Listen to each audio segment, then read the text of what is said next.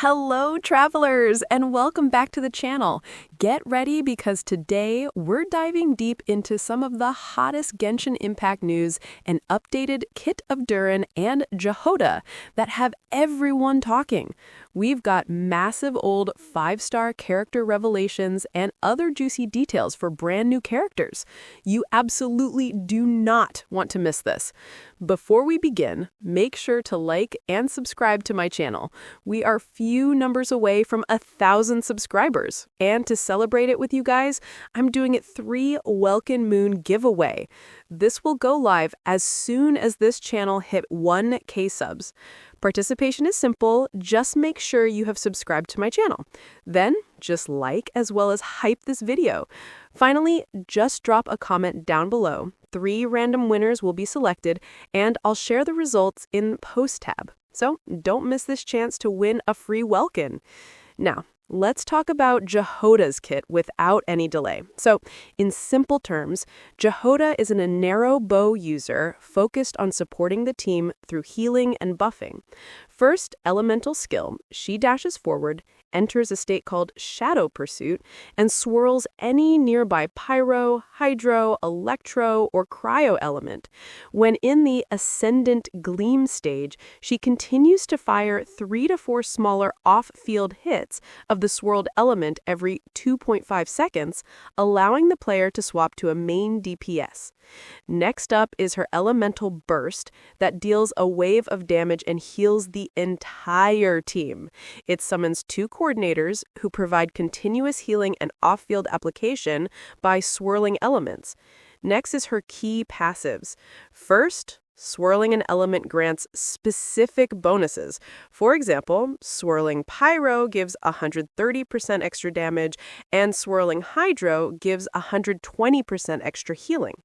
Second, provides 100 elemental mastery to the active character if their HP is above 70%. Third, when dispatched on an expedition in Nod Cry, the time consumed is reduced by 25%. I mean, it's not that unique, but I'll take it. So we can say that Jahoda is really important character that will play significant role in upcoming meta teams. I'm really excited for her. Now, let's talk about the most hyped character of 6.2, which is Durin. So, in simple terms, Durin will function in a dual role, as an off-field support or as an off-field damage dealer. His elemental skill determines which form of his burst he will use. After unleashing the elemental skill binary form, Convergence and Division, Durin will gain this effect. I will explain it one by one. So let's start with his normal attacks, in which he performs up to 4 consecutive sword strikes. Then, for charged attack, he consumes a certain amount of stamina to perform a slash toward the front. Now let's talk about his elemental skill type 1, binary form, Convergence and Division. Purify the substance of souls and wishes to undergo essential transmutation. While transmuted, Durin's elemental skill binary form Convergence and Division will be replaced with the special elemental skill Transmutation, Confirmation of Purity, and the normal attack Radiant Wing Slash will be replaced with the special normal attack Transmutation, Denial of Darkness. This will be Transmutation, Confirmation of Purity. Deal 1 instance of AoE Pyro damage to nearby opponents, reverse Essential Transmutation, and enter the Confirmation of Purity state for 30 seconds. Then, Transmutation, Denial of Darkness. Deal 3 consecutive instances of Pyro damage to opponents in front, and reverse Essential Transmutation, and enter the Denial of Darkness state for 30 seconds. Finally, when Durin enters the Confirmation of Purity or Denial of Darkness state, he will restore a certain amount of elemental energy. Elemental energy can be restored this way every 6 seconds. Now let's talk about his elemental skill type 2, Principle of Purity as the light shifts. Unleash the power of the beast in different ways. Durin can use different elemental bursts based on his essential transmutation state. First, Principle of Purity as the light shifts. When Durin is in the Confirmation of Purity state, he will use the elemental burst Principle of Purity as the light shifts, dealing 3 instances of AoE pyro damage to nearby opponents and manifesting his power in the Dragon of White Flame form.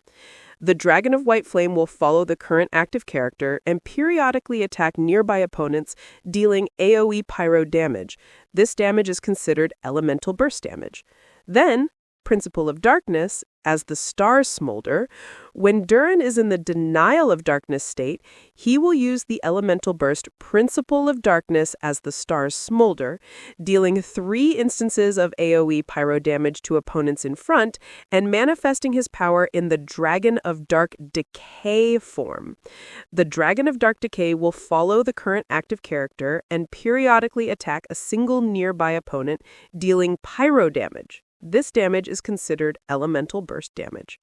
Also, when Durin is not in a special state as a result of a central transmutation, he will use the elemental burst Principle of Purity as the light shifts. I mean, this is just amazing. Both of his E-skills are very broken depending on your usage. Now about his passives. Durin will trigger different buffs depending on the form that his power manifests, as when he unleashes his elemental burst. When that form is Dragon of White Flame, after nearby party members trigger burning, overloaded, pyro swirl, or pyro crystallize reactions on an opponent, that opponent's pyro res and the res for the corresponding element involved in the reaction are decreased by 20% for 6 seconds. So when that form is Dragon of Dark Decay, Durin's vaporize damage is increased by 40% and his melt damage is increased by 40%. Next passive is when Durin undergoes essential transmutation and enters the confirmation of purity or denial of darkness states, his elemental burst damage is increased by 50% of his ATK. The maximum elemental burst damage increase achievable this way is 1,000. Also gains 25% more rewards when dispatched on an expedition in Mondstadt for 20 hours. Wow, this is crazy, but more crazy part is yet to come, which is his Constellations. So, first is his C1. Durin's elemental burst damage is increased by 25%. Additionally, unleashing an elemental burst will also cause various effects depending on the type unleashed by him. First, Principle of Purity as the light shifts. All nearby characters in the party gain 12 stacks of Cycle of Enlightenment, lasting 20 seconds. When nearby active characters deal normal attack, charged attack, plunging attack, elemental skill, or elemental burst damage, 1 stack of Cycle of Enlightenment will be consumed to increase the damage dealt by 60% of Durin's ATK. Stat counts for characters in the party who have Cycle of Enlightenment are managed individually. Principle of Darkness as the Star Smolder. Durin gains 12 stacks of Cycle of Enlightenment, lasting 20 seconds. When Durin deals elemental burst damage, 2 stacks of Cycle of Enlightenment will be consumed to increase the damage dealt by 100% of Durin's ATK. When an elemental burst is used, Cycle of Enlightenment stacks will be reset. Then C2. For 20 seconds after Durin uses an elemental burst, after nearby party members trigger vaporize, melt, burning, overloaded, pyro swirl, or pyro crystallize reactions, nearby party members will gain a 50% pyro damage bonus, as well as a damage bonus for the corresponding element involved with the reaction for 6 seconds. Now, C3 increases the level of Principle of Purity as the light shifts by 3. Which is his elemental burst. Maximum upgrade level is 15. Now C4, when effects that consume Cycle of Enlightenment stacks are triggered as part of the constellation Redemption of Adama, there is a 55% chance that no Cycle of Enlightenment stacks will be consumed. Then C5 increases the level of elemental skill Binary Form Convergence and Division by 3. Maximum upgrade level is 15. And finally, C6, Durin's elemental burst damage ignores 30% of opponents' defense. Additionally, Durin's elemental burst Principle of Purity as the light shifts and Principle of Darkness as the Star Smolder are each enhanced. After Principle of Purity as the light shifts hits an opponent, that opponent's defense is decreased by 30% for 6 seconds. Damage from Principle of Darkness as the Star Smolder and Dragon of Dark Decay will ignore an additional 40% of opponent's defense. So, in my opinion, Durin appears to be an extremely powerful and flexible character with a high potential ceiling for both support and personal damage. This is very crazy, and I can't wait to have him in my team. Well, let's also take sneak peek at his signature weapon, which will have base attack of 608 along with 33.1% crit rate. And the passive is Elemental Burst damage is increased by 16% at R1. After an Elemental Burst hits an opponent, gain Limpid for 3 seconds. ATK is increased by 16%, and ATK for current active characters, excluding the equipping character, is increased by 12%. Additionally, when the party activates witchcraft effects, the effects of Limpid are further increased by 75%. The equipping character can trigger this effect while off-field. This signature is really just made for him, but it can be used on other characters, I guess, as it gives good amount of crit rate and attack bonus. Now, since we are talking about weapons, Venti'S new 5-star weapon, the Dawn of Distant Hymn, will also be coming soon. This bow provides a massive 120 to 160% damage bonus after being out of combat for 3 seconds. The buff slowly decays once in combat, but provides huge multipliers for Venti'S burst and skill damage. It's really cracked.